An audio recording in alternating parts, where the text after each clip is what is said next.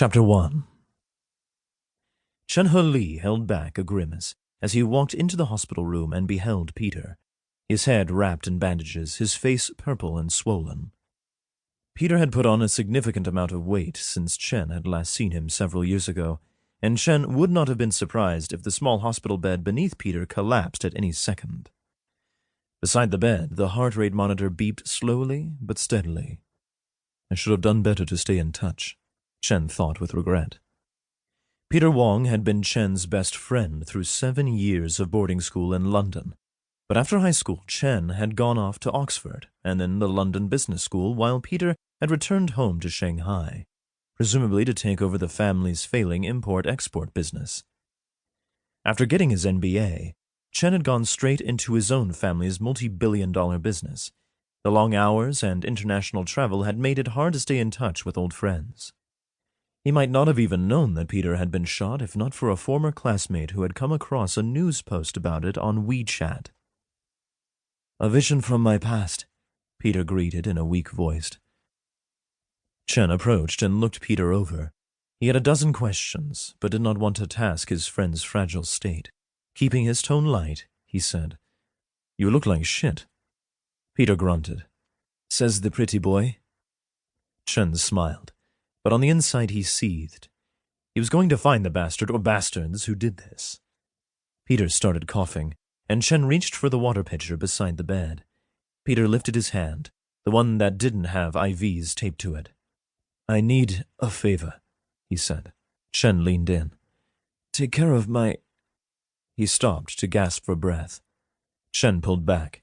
"You should rest. You can tell me about it later." "No, my swan. Take care."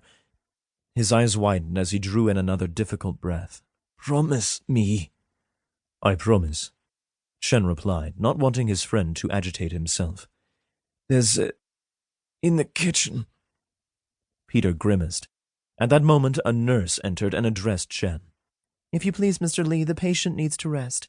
The police were in here asking questions earlier. You can come back tomorrow."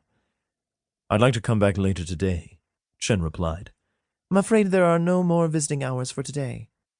Not satisfied with her response, he merely looked at her till, blushing beneath his stare, she relented. "If your visit is a short one," she said. Chen took his leave, walking by the station where 3 nurses were obviously conversing about him, but he was accustomed to the attention he received. After departing the hospital, he decided to stop by the local police to see what they knew, which was disappointingly little.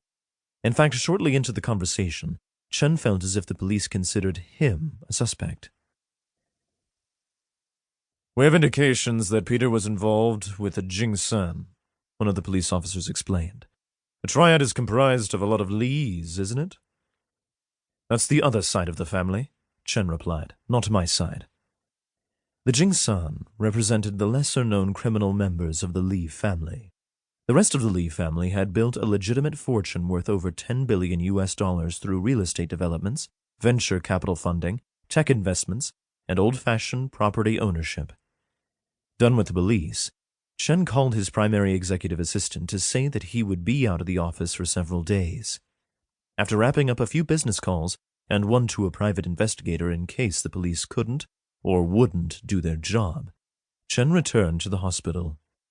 But Peter's room was empty. Chen found a nurse and inquired into Peter. "Mr. Wong experienced a sudden drop in blood pressure. He was taken down to the emergency room an hour ago," she replied, then looked down, avoiding his gaze. "I'm afraid he didn't make it.